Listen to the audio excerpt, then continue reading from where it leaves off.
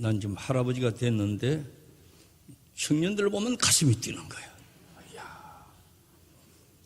조금 오래된 청년도 있긴 하지만은 하여튼 이렇게 청년들이 너무 귀해요. 북한의 최고위급 영사로 있다 영국에서 탈출한 그 태영호 공사 들어보셨죠? TV도 자주 출연하시고, 제가 지난 주간에 그분이 쓴 간증 글을 읽었어요. 그 내용이 무엇인가 하니까 1970년도까지는 우리 남한보다 북한이 훨씬 더 잘 살았답니다. 제가 중국 가서 들으니까 문화혁명 때에 그 두만강, 압록강 이편에 있는 중국 사람, 조선족들이 북한 가가지고 많이 양식을 얻어 먹었답니다. 훨씬 더 잘 살았다는 거예요. 그래서 먼저 김일성 무료 교육, 무료 의료 시행, 경제 정책 앞서서 복지부터 먼저 했다는 거예요. 먹는 것도 공짜, 학교 교육도 무료, 또 의료도 무료. 이 지상 낙원이잖아요. 다 공짜로. 수령님이 다 해주니까 김일성이 하나님과 같은 존재가 되었다는 거예요. 그러다가 이제 80년 들어오면서 사정이 완전히 달라졌답니다. 남한은 너무너무 잘 살고 북한은 경제적으로 아주 어렵게 되었어요. 남쪽은 경제적으로 많이 발전하면서 격차가 많이 벌어졌어요. 그리고 북한 당국에서 파악을 해보니까 특별히 남한에 있는 교회와 목사님들이, 기독교와 종교 단체들이 앞장서서 통일 운동을 하더라는 거예요. 그래서 김일성이 어떻게 보면 남한의 교회와 이 목사들을 보면서 북한의 교회 없는 것을 생각을 했다. 그때 이제 칠골교회라고 하는 거는 있긴 있었어요. 제가 다 가봤으니까 있었어요. 그래서 좀 세계 사람들께 교회가 있다는 걸 보여주고 가짜 교회를 하나 만들자. 그래서 만든 교회가 봉수교회였다는 거예요. 엄마 아빠 여기 있어요. 이쪽에 여기. 이리 와봐. 이리 와봐. 엄마 아빠 여기 있다니까. 예.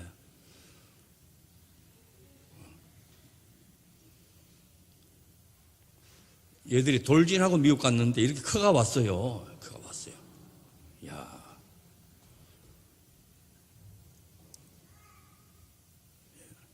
미국 갔다 오는 거 머리도 노래지고 이렇게 때문에 됐어. 그래 가짜 교회를 만들었어요. 교인들이 없으니까. 저는 이 과정 조선 그리스도 연맹하고 다 협의할 때 있어서 제가 실무했으니까 다 알죠.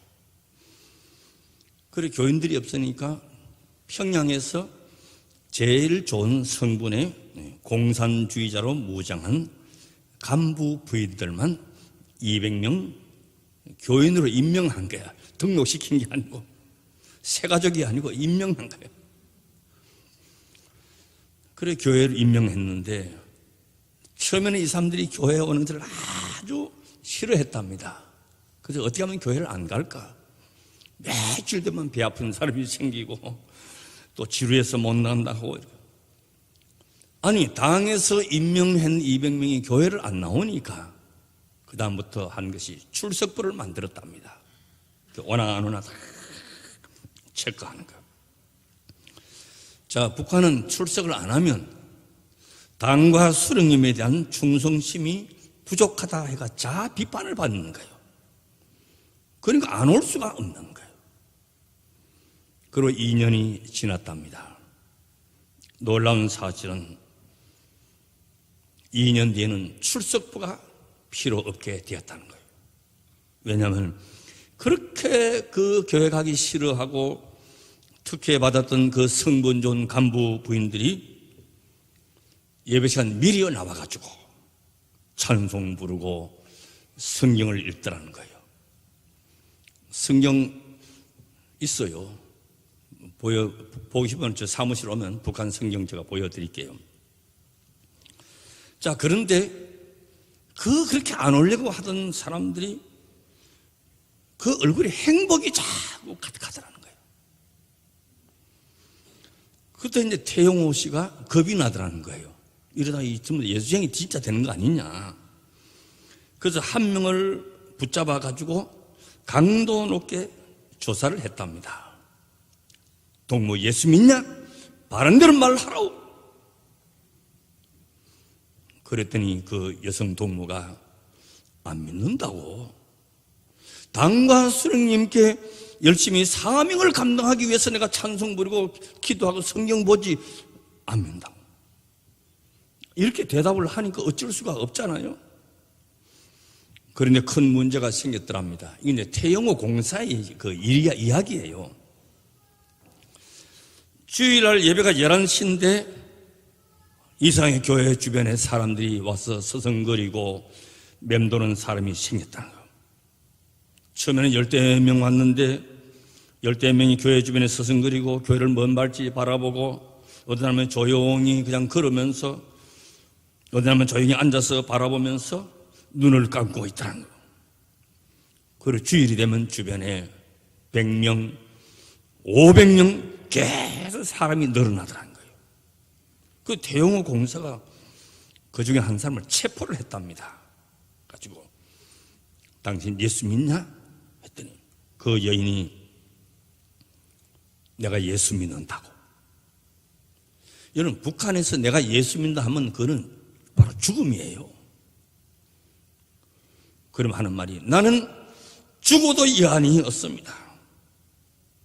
내가 교회에 들어가서 예배 드리지 못하고 찬송 부르지 못하고 설교 듣지 못한다 하더라도 나는 교회만 바라보는 것만 해도 너무 행복합니다.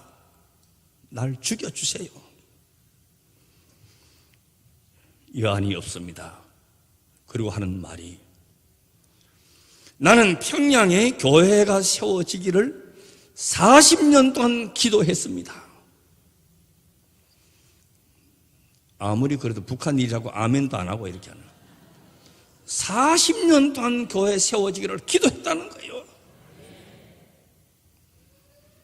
하나님이 제 기도를 들어주셔서 남조선 교회들이 와서 교회를 지었다고. 이렇게 말한 그 여인이 아주 성분이 좋은 당 간부의 부인이었다는 거예요. 그 태용호 공사가 큰 충격을 받았어요. 그 후에 영국으로 외교관으로 갔다가 탈출해서 한국으로 귀순했잖아요. 지금 하나님을 신실하게 믿고 있답니다.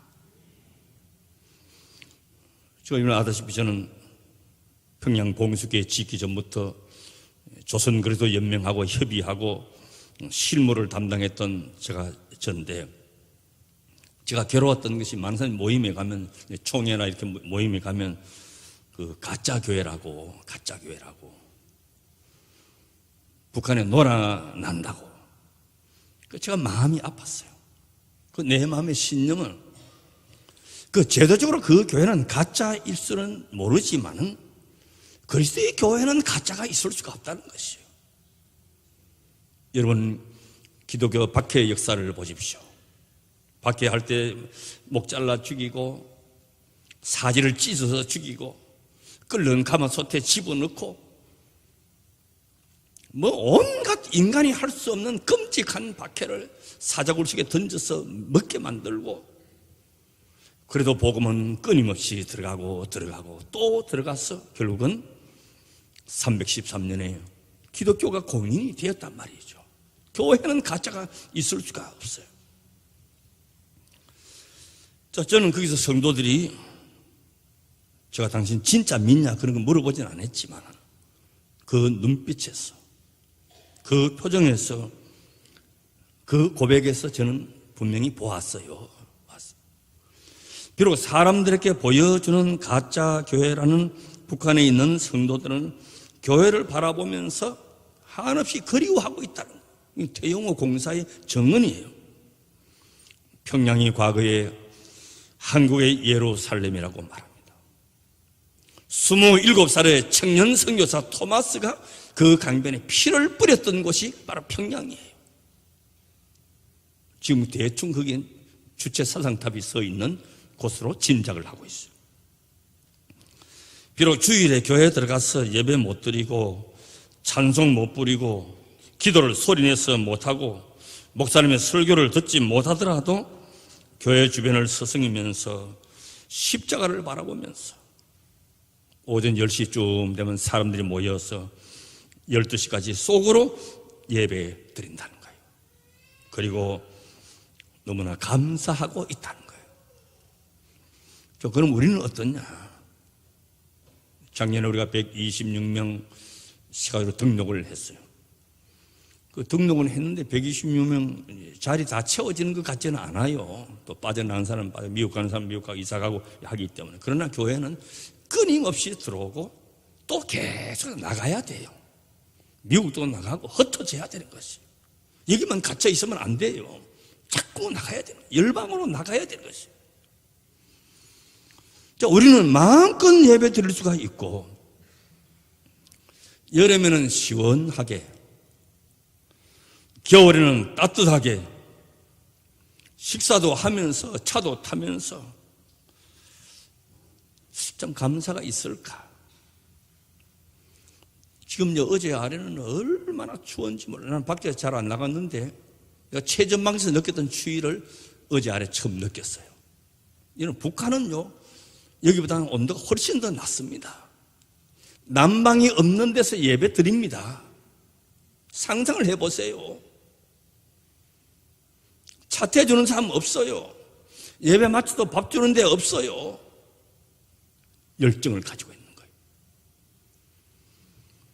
하나님의 교회는 피로 값주고 사셨어요. 너무나 귀한 교회, 너무나 귀한 예배.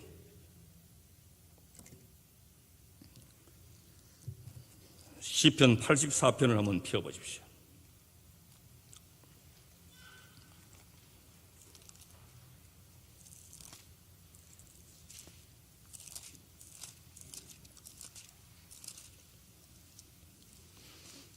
(1절) (2절) 다 같이 읽겠습니다. 만군의 여호와여, 주의 장막이 어찌 그리 사랑스러운지요. 내 영혼이 여호와의 궁정을 사모하여 쇠약함이여, 내 마음과 육체가 생존하시는 하나님께 부르짖나이다. 그 뒤에 10절 말씀 다 같이. 주의 궁정에서 한 날이 다른 곳에서 첫날보다 나은적, 악인의 장막에 거함보다 내 하나님 문지기로 있는 것이 좋사오니. 마지막에 12절. 만군의 여호와여, 주께 의지하는 자는 복이 있나이다. 복이 있나이다. 진정한 감사는 내가 하나님의 자녀요, 하나님의 사랑받는 자라고 하는 인식이 있어야 감사할 수 있는 거예요. 친정 엄마한테 언제 감사가 나요? 내 배 아파서 내 자식 낳아봐야 엄마의 수고를 알 수 있는 거예요. 그래서 감사의 절대 조건은 세 가지예요.